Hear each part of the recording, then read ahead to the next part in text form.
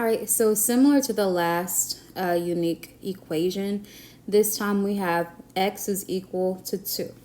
So no matter what our y value is or our output, because of course our y's are our outputs and our x's are our input is always going to be 2, no matter what the y value is.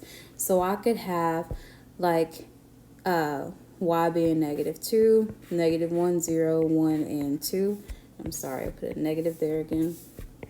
But no matter what the y is going to be, our x is always going to be 2.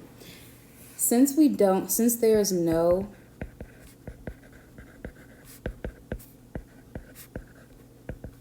y, then this means that this is not a function.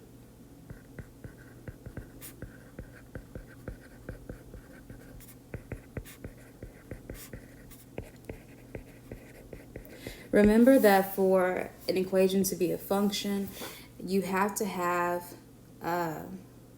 every input should have its own output. Well, if I'm looking at my table, I have all of my inputs are 2. So literally, I'm never going to have a unique input. Okay, I'm supposed to have unique inputs. I could have the same outputs and have it be a function, but because I have the same inputs, it cannot be a function. Meaning if when I graph it, it won't pass that vertical line test. All right, so let's go ahead and get to graphing then. So we have our origin again in the middle. Then we have our points, 2 comma -2, 2 comma -1, 2 comma 0, 2 comma 1, and 2 comma 2. And we just go ahead and graph them. So we have we have 2, -2, 2, -1, 2, 0, 2, 1, and 2, 2. So when we're combining these all together and you put a line through them, you know for a fact it definitely will not pass the vertical line test, because if I put another line directly on top of this one, it's going to pass through every single point that's on this that's on this equation, okay?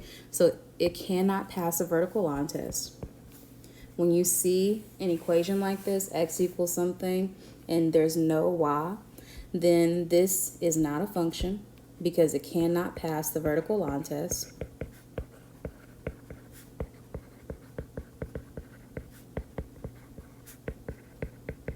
And of course, it's also going to give you a vertical line. That's the reason it can't pass the vertical line test, because it's literally a vertical line. All right. So using these past two examples that I've given you, you should be able to go through the next examples in our exit ticket. Good luck.